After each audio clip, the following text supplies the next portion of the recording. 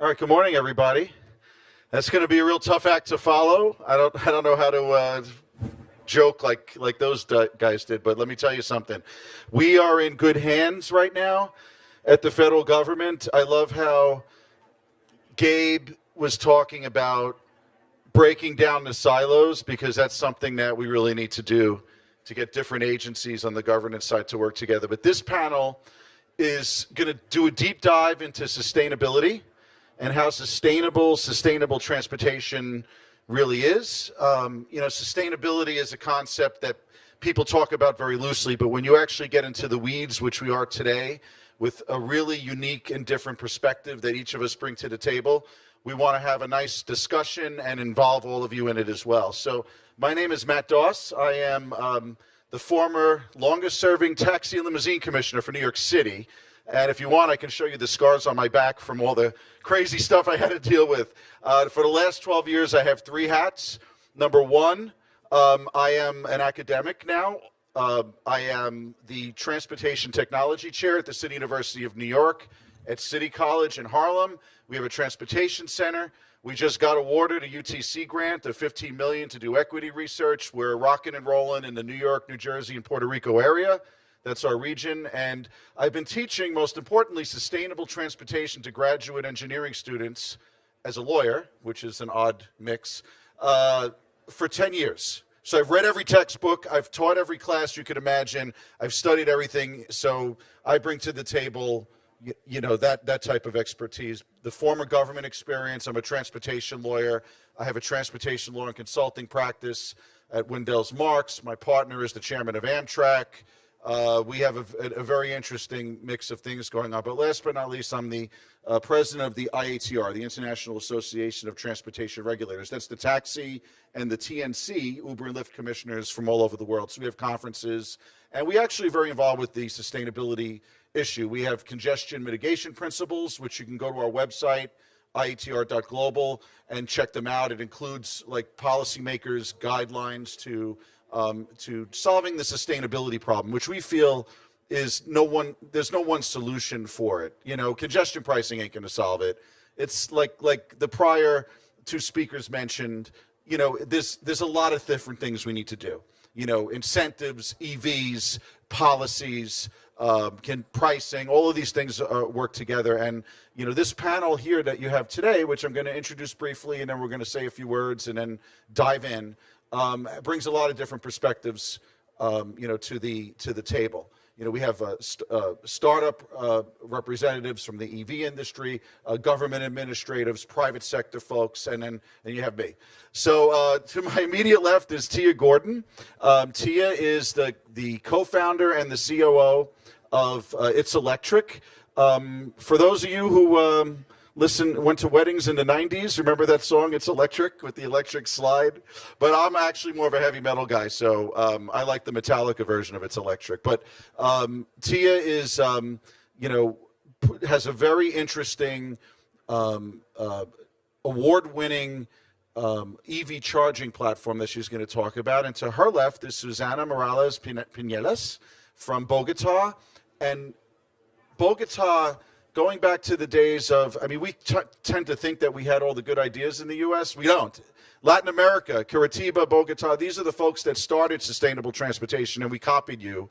In New York, I love Jeanette Sadakan. I used to work with her, but these are all the ideas that started in Latin America. The Transmilenio, the Ciclovia, and she's the director of mobility planning for the city, and she has a long career in both the private and public sector, and she's going to talk about what's going on in Bogotá. And last but not least, we have a private sector guy, Eric Shapiro, director of the automotive practice at PricewaterhouseCoopers, used to work for KPMG, and he's really going to give us a unique perspective on what are we financing here, and what are we doing from the private side, and how do we view the sustainability and some of the questions the hard questions that we need to answer. And I'll also point out that Tiya and Susana also, architects, which is an interesting perspective to have in urban planning. So without further ado, we're going to have a couple of fill-in opening remarks from each panelist for about a couple of minutes and show some videos, and then we're going to dive into some questions. So we're going to go, to my left. Tia, you go first. I think we have a video that you wanted to queue up. Yeah. Hi, good morning, everyone. Tiya Gordon, co-founder at itselectric. So we are a design and community-centered approach to electric vehicle charging. We're based out of Brooklyn, and the way that we wanted to approach the problem was for the 40 million drivers without driveways, without garages that live in the United States, because that's the market that was left on the table, and that's what we're here to solve. I do have a joke if you want to do that. Sorry, it's a little early, but if you've had your coffee, sustainable transportation, why do we care about sustainability? Why are we even talking about this? It's because we're fighting the climate crisis. So I try and collect climate change jokes. There's not too many. They're all in German usually, and I have to translate them on Google Translate. So here goes. So Earth and Mars are playing a guessing game, and Earth guesses incorrectly. Despondent, she's like, was I even close? And Mars says, no, but you are getting warmer. So, thank you. Pass it over to Susana. Well, good morning, everyone. I'm Susana. I'm from Bogotá, Do you have a video before? Oh, sorry, yes. And I have a video. Sorry. Can we play the video? Yeah, please play the video.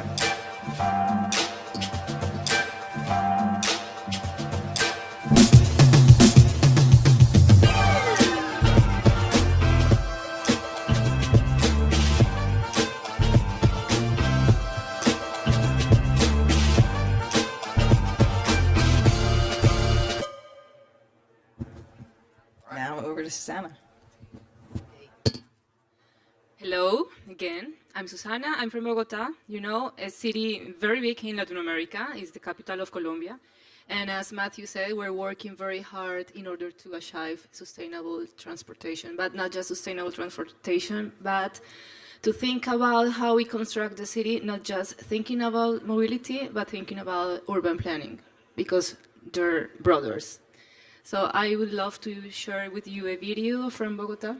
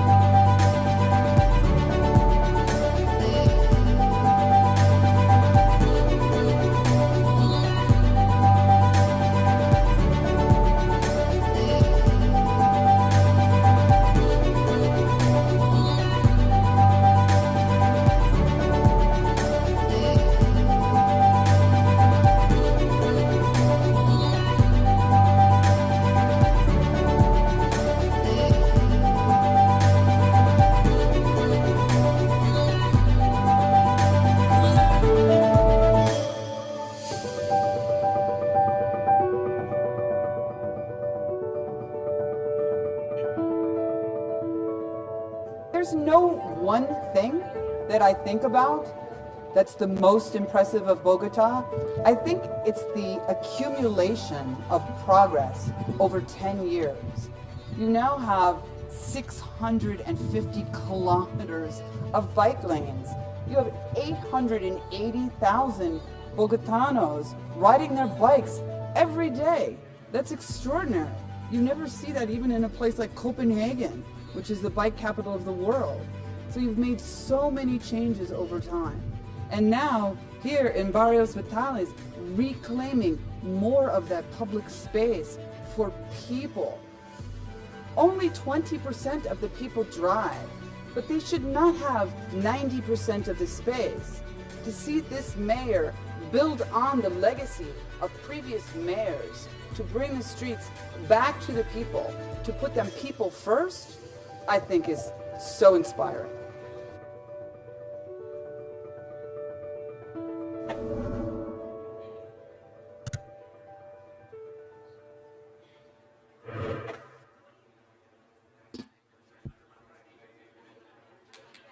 Okay.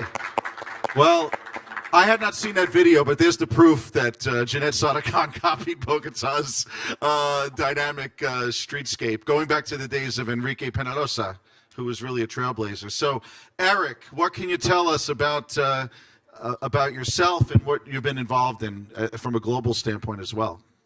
Thanks, Matt. Good morning, everyone. I'm Eric Shapiro. I'm a director in PwC's Enterprise Strategy and Value Practice, covering the automotive sector. I've been consulting to automotive clients for the past 10 years, working with manufacturers, suppliers, dealers, and investors to help them understand what's coming next in the automotive industry with a focus on autonomy and electrification. I've had the opportunity to work in Detroit, San Francisco, London, Frankfurt, Shanghai, Seoul, and do projects all over the world and see how the markets are different than our market here. And I'm actually a recent transplant to South Florida as well, so I don't know how many people are local, but enjoying life here for the past couple of years. And I am excited to be here today because I think the topic is really interesting, and it's a very interesting time in kind of our journey in electrification, and let me tell you why. Because when I think about electrification, I think about three key levers, kind of the supply side. So are there models and EVs available? The economics, are they affordable? Are they competitive with internal combustion vehicles? And then the infrastructure piece. And the first two have, at least in part, been solved, or we're on a path to solving them. There's over 100 EV models that are going to launch in the next couple of years in the US market. So there'll be plenty of vehicles to choose from. The prices are going to come down, and we have the $7,500 tax credit with the IRA. And I think the third piece is infrastructure, and that's the piece where I think we have the most work to do. So really excited to kind of talk about sustainability and infrastructure today. You know, and I think there's a lot of concerns about we're moving quickly. I mean, maybe other countries are a little bit ahead of us, as Gabe had mentioned, but we're playing a lot of catch up right now, and things are happening lightning fast. There's a lot of money coming down from the feds to the state level, and we want to make sure that we don't have a Robert Moses moment and start building things that have to be, reinvested and repaired and create situations of inequity like happened in New York and a lot of other places around the country. So to prepare for that, I think from the charging standpoint, and I maybe throw the first question to Tiya, and then we can all chime in on it, is, in terms of planning for infrastructure and putting any EV chargers in particular, there seems to be all this talk about level 3s, fast chargers, and what you're doing is very equitable because you're going into the communities, you're going into residences, and that seems to be, like, we want to make sure that the money is not being wasted. It's not being thrown into places where there's no coordination and so forth. And one of the things we were talking about is, why are we just jumping over level 2 chargers? Why are we all level 3? Is there a role for them? And how do we properly plan to make sure that we don't have to go back and redo everything and spend more taxpayer money because we didn't get it right the first time? Absolutely. For the uninitiated, which I don't think is this audience, there's so much conversation around level 3. So we have to kind of put up the idea of optics for people that are looking to make that conversion from internal combustion to electric, and they're just basically bombarded with information around it. Will there be a charger available? How far do I have to travel to get it? Will it be functioning? Will I have to wait in a line? What do I do while I'm charging? And all this information is being amplified, but that doesn't actually approach what not even the daily or weekly, but the bi-monthly charging patterns will be for most Americans, given that, especially in cities, you're not putting more than 30 or 40 miles on your car in a week. There was a great piece in The Atlantic early this week by Henry Grabar, and he said that the Goldilocks of charging is actually level 2. So not too fast, not too slow, just right. So I'm going to steal that from him. It's going to be my new catchphrase, because it's important, because 80% of charging is done at home. And that should be our talking point when we're trying to convert people into electric vehicles. It's not that we don't need level 3, it's all of the above. We need that regional solution. We need that $5 billion that's going to interstate every 50 miles from NEVI. But for everybody else, we like to say team level 2 is what the solution is that we need to really look at and really need to push for daily charging patterns. It's interesting because when they design the grid, like in New York, for instance, in Manhattan, my office is in Midtown, like around 56th and 6th and 7th. Literally, there is enough juice on my block to power a small city. You go 3 blocks to the east or to the west, and you're talking about a charge time of like 15 minutes on a fast charger to like maybe an hour and 15 minutes. So the infrastructure was not kind of built to put all these chargers in. So I'm just wondering, maybe Susana, in Bogotá, like in terms of the infrastructure and the build out for EVs, how did that all play out? I know public transit has significant amount of EVs in their fleet, but are you facing the same issues, or have you faced the same issues in Bogotá in terms of like how did you structure the entire EV policy? What went into it, and what's the status of it now, for not just for public transit, but for private cars? Well, we're working on that, definitely, and as you see in the video, we are an example of a city in Latin America that is increasing their fleet with electric vehicles. And in this moment, we are formulating the zero and low emissions policy, which aims to reduce the contamination generated by the public transportation, changing it to zero and low emissions. So we have to work a lot. We are, in this policy, we are consolidating the motorized mobility with zero and low emissions in road modes. We are working in specific objectives, for example, promote the transition of road transportation into this kind of electric transportation, strengthen management, innovation, development, and research processes, because this is new for us. Well, I mean, it is new for us in terms of the regulation. And we are developing also an environment of communication and participation with the different stakeholders that are involved in the process. As we talked yesterday, we have our first public operator, La Rolita. So, all of the buses are electric. So we are improving our public operator in terms of having more public operators, not just for the SITP fleet, that is our public transportation, but also in the next modes that we are constructing in this moment, the Metro Line and the Regio Tram. So we're okay. I think that we're okay, but we need help for sure from private investors from all over the world. And also, in this moment, I have a very important news that we are launching today the bidding for the second metro line in Bogotá. So, I think that if you know what is happening in Bogotá in this moment, there is a small fight with politicians from the national and the local government about the first metro line. And today I think I'm sure that the second metro line is going to be first than the first metro line, because the second metro line is very well supported and it has an incredible panorama for the future. I'm glad, Susana, that you segued into the topic of politicians and people fighting with each other, because that's a perfect tee up for Eric to chime in here. You know, I'm very concerned. I mean, I worked for government for 20 years.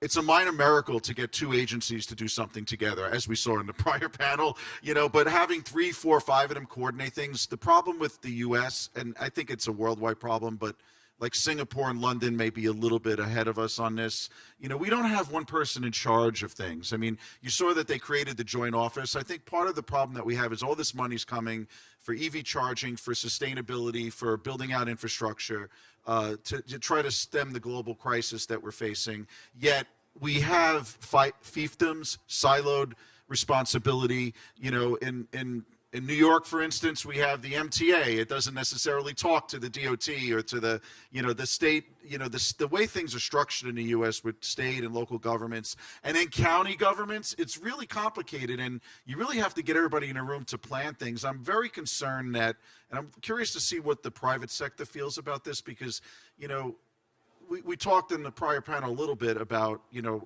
and I keep referring back to it because it was nice to hear some good things and some interesting things come out of it. You know, one of the things that they mentioned is, you know, the concept of, you know, what do we do first and who's making the decisions and who's leading? Like whether it's automated vehicles or whatnot, you know, the government sometimes says, oh, the private sector is doing that. The more I think about it, I just don't see how the private sector could really lead, because if you let them do what they want and take the money, you could end up having all the EV chargers on one block. You know, like there's nothing that I'm aware of in any state where there's one person in charge of figuring out where these charging stations are going, where the grant money is going to be spent. It seems like it's going out there and people could apply for it, and it's a little haphazard. I'm wondering, Eric, you know, the private sector, investors, your experience with the automakers, are they just along for the ride, and or like how do they view this, and what's the solution? What could government be doing to try to organize this and make sure that we don't squander these resources and have to redo the whole thing every 5 to 10 years? Yeah, Matt. I mean, I think you made some accurate points. You know, as Tia said, we need level 2 and level 3 charging, and they both have to be part of the solution. And, you know, just as an example of the kind of issues you're talking about, I mean, I did a project for a client earlier this year, and we talked to a lot of the charging networks and developers who are building out the level 3 chargers. And one of the biggest challenges they have is making sure that there's enough power available on the grid where they want to put the charger. And then like, they have to work with the local utilities to increase capacity, add transformers, add more lines. And that can take over a year and a half to just get all those approvals to stand up a charger. So, you know, there's grant money out there, but the bottleneck in a lot of cases is really working with the local utilities, which are, you know, in some cases private. You know, usually the transmission utility is a public utility or is government owned. So I think there's definitely some issues there around coordinating the grid part of the answer with the charging infrastructure part of the answer.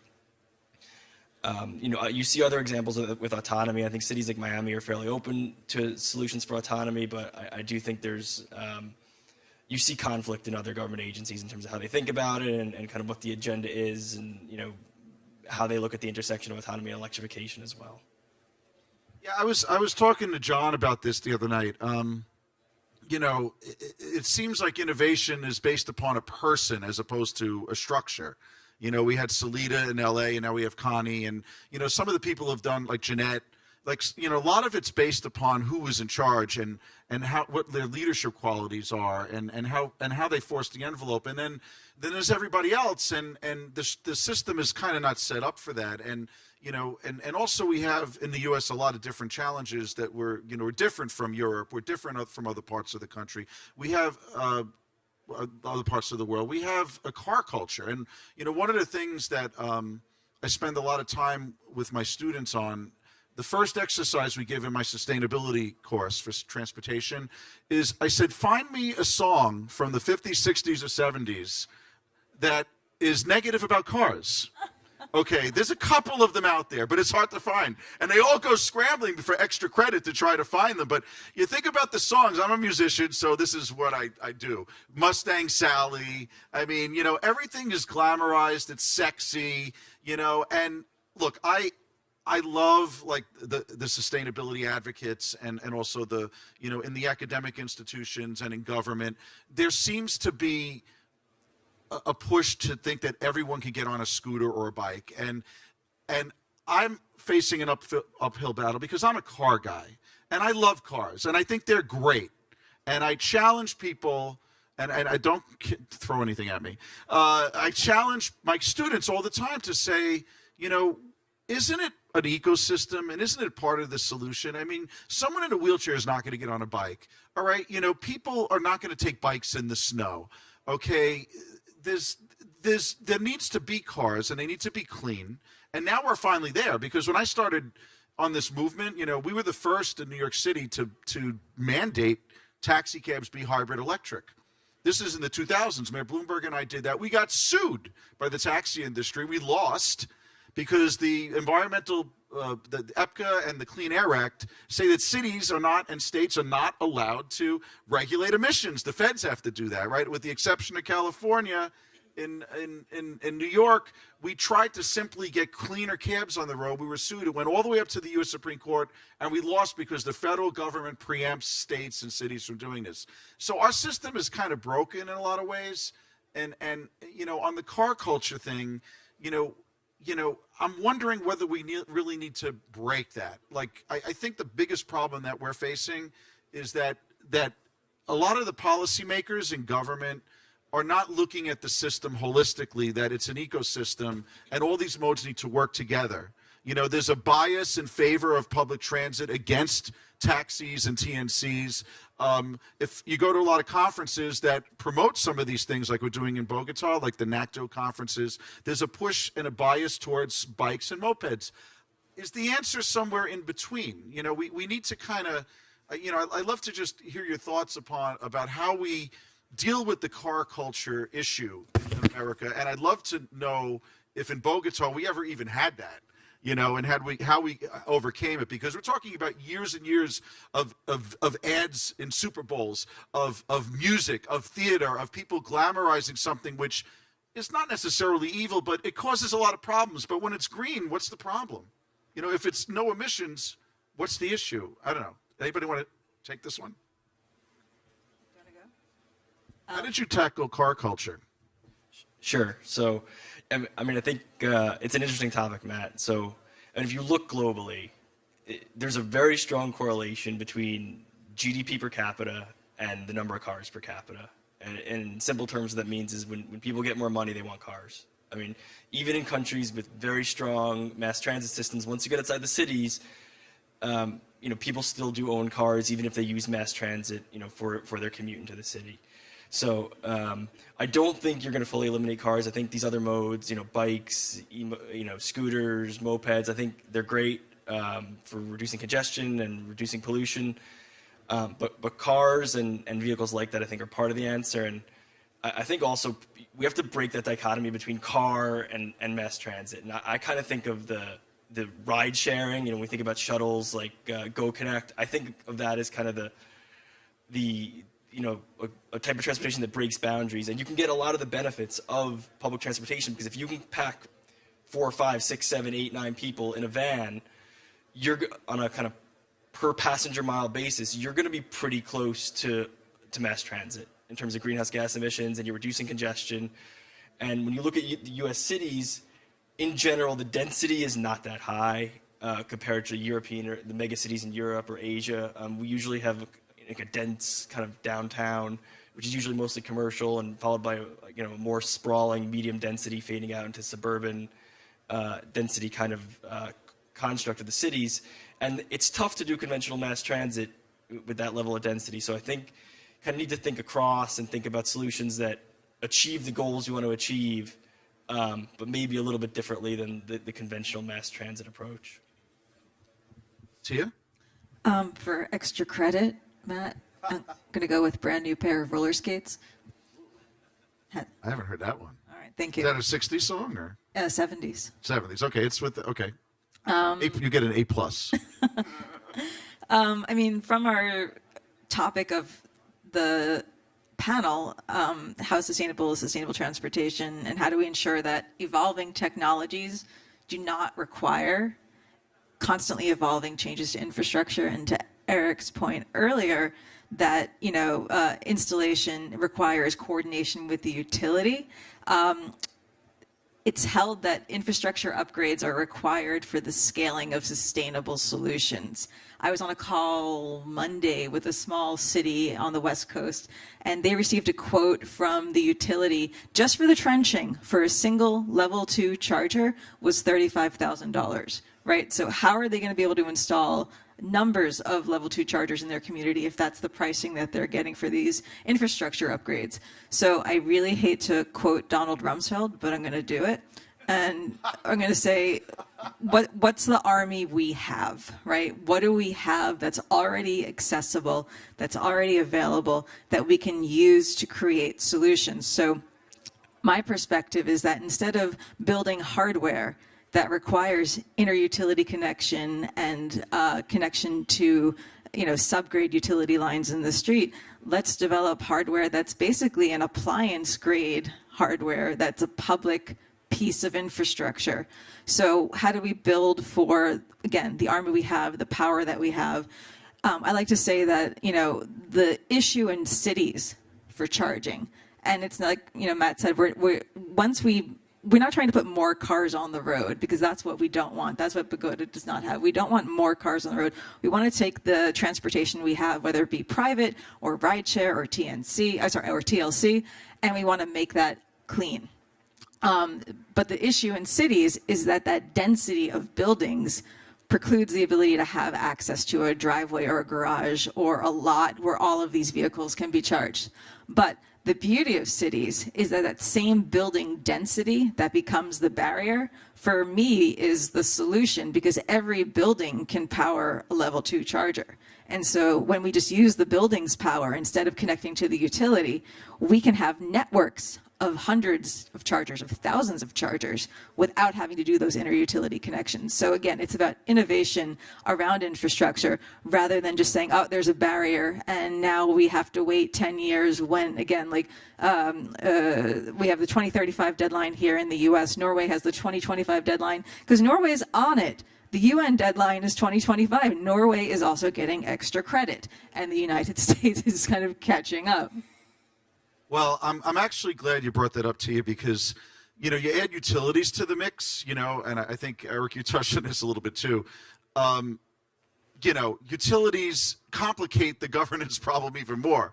I know, it's probably a little bit easier. I think your business model allows for you to not to get all these approvals, right, to sign up because of the way it works. But, it's probably up there with one of the most hated entities out there, along with the departments of motor vehicles and taxi regulators. Utility companies are not necessarily viewed favorably, and it's a bureaucracy, and you add them to the mix and it gets complicated. And, talking about energy, like, we could dive into this for hours and hours talking about it and peeling the onion, but one of the key things we wanted to talk about with this panel, and maybe Susana, you could field this question, finish up on this, is why are we talking about electric? When I started out on this journey, 20 years ago, it was really kind of up in the air. Is it going to be hydrogen fuel cell? I'm not going to quote Donald Rumsfeld, but the Bush administration actually spent billions on research at DOE for hydrogen fuel cell. Then it was scrapped for electric. Hybrid electric seemed like a nice thing to do during the Great Recession when gas prices were through the roof. And, CNG, kind of came and went with the fracking issue and with T. Boone Pickens. And, I'm just wondering, what is the decision-making that goes into the government energy choice? Like, Susana, is it all electric? Has it always been a push for electric in Bogotá, or do you also have other alternative fuel technologies that you're using, like hydrogen fuel cell and other types? So, what went into the decision making? How did you get to EVs? Because here it was kind of it was an evolution. We went back and forth, and then finally the automakers and the government, everybody's like, it's electric plug-ins, and that's where we're going. Well, I want to add something about the last question. Sure. It's just 2 points that are important to have into account. First, I think that the culture of having a vehicle is associated with the generation of who we are. So You know, the X generation and the baby boomers love to buy a car if they have money. But centennials and millennials don't like so much to buy a car, at least in Colombia. And I think that in Europe too. They prefer to travel around the world. So this is important for policymakers. And second one, having electric cars won't reduce congestion and traffic jams in the cities, at least in Bogotá. Bogotá is a very congested city. If you go to a place, you have to plan it 2 hours before because maybe you are going to be late if you don't take the proper time to take your trip. Is that where everybody has mopeds and scooters? And Yeah. Yes. So why electric? I think that we're facing a lot of problems with contamination, you know. Around 2,000 people die because of contamination in Bogotá per year. So you have to take measures to reduce contamination in different points of the city. Sometimes we face environmental emergencies, so we stop, for example, the cargo transportation in the cities because the cargo emits a lot of efecto gas invernadero. And I put before the electric decisions the planning decisions in terms of how we are going to move into the city properly, but not just thinking about the motorized cars, but also the non-motorized transportation as pedestrians, bicycles, scooters, or all of the technologies that are going to appear in the next years. And very important, we have a very ambitious goal with electrification, and is to have in 2040 100% of the electric fleet of public transportation. And the mayor is expecting to have by 2030, for example, all of the motorcycles to be electric. This is a very big goal, and it's an ambitious work that we have to do. So we're working on that, on having more electric modes, but also we're working in thinking the cities on how we can redistribute the mobility spaces for all of the modes. And it's a very hard thing in Colombia. People don't like to be out of their cars.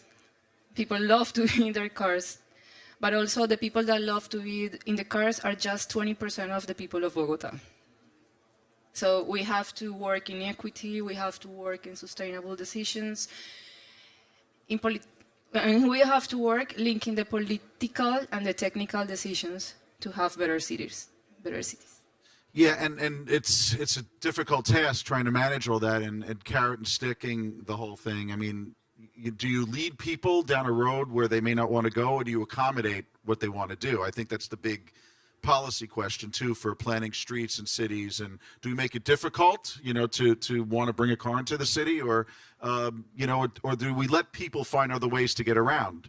You know, during the pandemic in the U.S., you know, I used to go to conferences and scooters were a dirty word. Even the sustainability folks hated scooters, you know, because they were left everywhere and they were on the streets and there was no management. And then during the pandemic, it's like everybody's embracing it, you know, because it worked, and people are, as long as it's safe and people, there's places for them to go, right?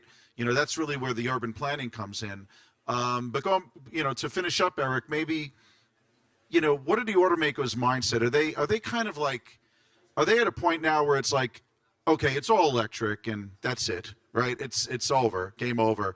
Or is hydrogen fuel cell still viable? Are there other technologies? And number two, does the automakers or does the government really look into or care about life cycle analysis? I mean, one of the things that this panel wanted us to talk about too is like, how sustainable is sustainable really?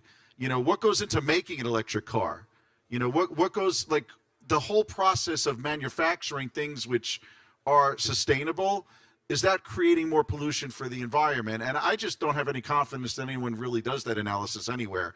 But in the textbook, we talk about it. So maybe we could you get your perspective on both of those items. Sure. So on the first question, I would say in terms of passenger cars, light vehicles, the automakers, at least the US-based ones and the European-based ones, are pretty much all in on BEV.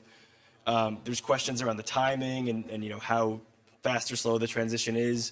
But I mean, I think they expect light vehicles to go 100% BEV. Out of Japan, you still hear a little bit about hydrogen, but that's kind of fading. On the commercial vehicle side, it's a little bit different. So when you talk about like Class 8 trucks, tractor trailers that you're going over the road, they're still pushing hydrogen pretty heavily. And the reason is, if you think about an over-the-road truck, a sleeper truck that's going to go 600 miles a day, 800 miles a day, BEV is really, really challenging in that kind of an operating environment. The range you need, the weight of and cost of the batteries that you would need to cover that distance, it just doesn't work because, weight is dollars for those guys. So if the truck weighs 40 or 50,000 pounds, they can only pull a 30,000-pound trailer, so it just doesn't work. You would also need a megawatt or a 2-megawatt charger. I mean, you're talking about, the equivalent of powering like 500 homes or something, just to charge that truck. So in that kind of long-haul environment, hydrogen does still seem to be on the table. You would also need a lot less infrastructure because you would only need it at the truck stops to refuel. And then what was the second question? I lost track. I'm actually wondering if we have to wrap up. If you're not telling us to stop, we'll keep going. I'm actually glad you brought that up because just to shift gears for a second, I think when we try to figure out where charging stations should go, and by the way, clean diesel, no one's talking about that anymore. But okay, are we getting the hook? Okay, I thought you gave us license to continue.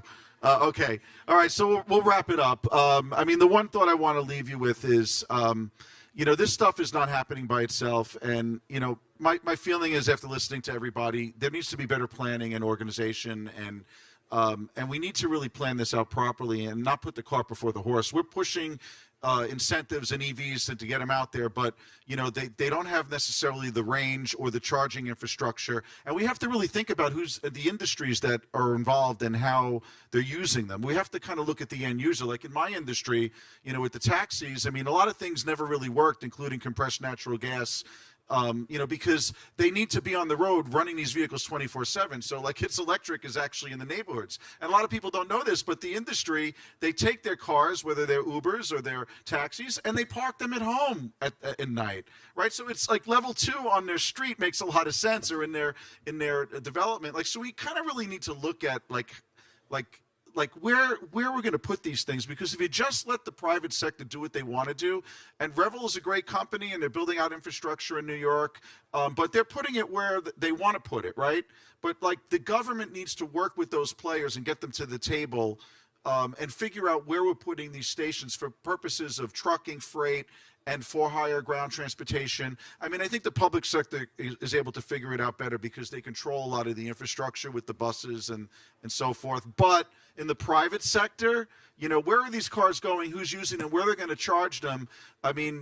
These are really important questions, and I'm just fearful that billions and billions of dollars are being thrown out there, and in a haphazard way, people are going to apply for stuff, they're going to get it, as opposed to the government saying, you need to put charging stations here, here's a bid to put them right here in this area, because this is where the taxi drivers go, and they go, and the reason why compressed natural gas failed years ago, when we were trying to migrate, is because the lines at the utilities were so long, because people could not charge quickly and they could not. But there's a lot of different solutions to this issue, and it's not as simple as it sounds. It's peeling an onion, as we would say. So let's give a big round of applause for our panelists, because we just scratched the surface. And how sustainable is sustainable transportation? I don't know, but we're going in the right direction, I think, right? So thank you.